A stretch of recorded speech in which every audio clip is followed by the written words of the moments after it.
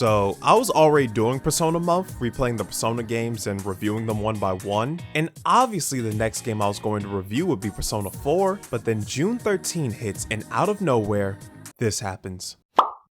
The fuck? So you're telling me I replayed the entirety of Persona 4 Golden on my PS Vita just for it to come out a week later on the PC? And people think I'm lying when I say the world likes to piss on me. So Persona 4 came out in 2008, but we're not talking about that version. We're here to discuss the superior version of the game, Persona 4 Golden on the PS Vita. AKA Persona 4, this is the only reason you bought a PS Vita. So Persona 4 Golden came out in 2012, and this game was praised to death. I mean, considering all the anime and spin-off games that came out from Persona 4, this was definitely the most popular Persona game, at least until Persona 5 came out. So in the game, you play as Yu, and he's staying with his uncle Dojima and his cousin Nanako for a whole year. And during this time, he makes some new friends at school, falls into a TV, and finds out people are dying in said TV. So our goal is to stop all these murders inside the TV and to find out who the hell's causing them in the first place. It's you, isn't it, Nanako? I see those eyes, you devil! So the story is kinda out there, but this is a Persona game, so what did you expect? Though the story wouldn't have been half as good if it wasn't for the amazing group of characters in this game. This is hands down my favorite Persona group. There is legit not one character in this group that I don't like. I like Yosuke, I like Chie, I like Yukiko, I like Kanji, I like Naoto, I like Rise, and even though some people found Teddy annoying, I don't know, he just never really bothered me like that. And he kinda makes up for it considering some of the funniest lines in the game comes from him. How is it?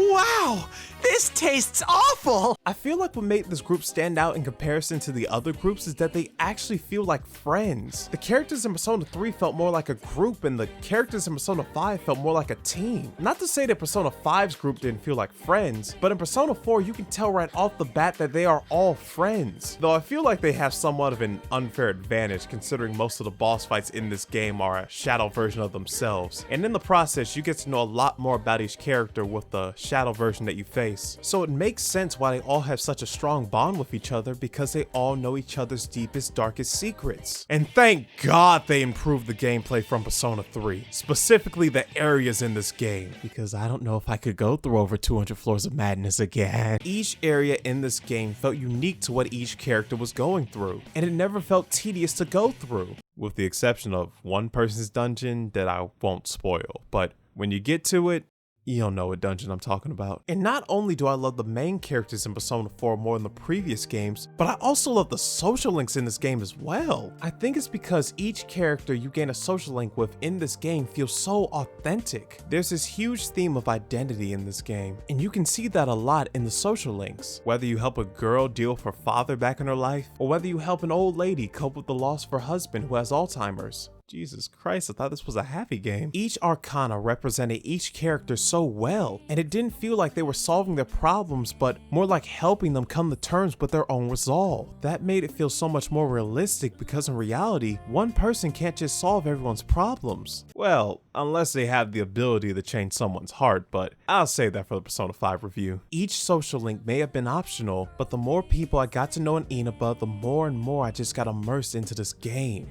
With the exception of this little smartass, I wanted to hit this kid with a shovel. And I love the fact that you can pick out a sports club and an activity club at school. It lets you choose which clubs you want to join, and it also gives you a reason to replay the game later, so you can try out the other clubs. And I'm somewhat mad that Ko didn't get a Persona, because he was one of my favorite characters. And this is why I'm somewhat bitter about Persona 5, because we couldn't join a single club in the damn game! Where is my basketball club? Where is my drama club? But with all that said, Persona 4 did have some great characters, a great story, an amazing soundtrack, and fun gameplay. And even though I love the stylish world of Persona 5, Persona 4 Golden just might be my favorite Persona game. So with all that said, my final verdict for Persona 4 Golden is ironically the Golden Seal of Approval.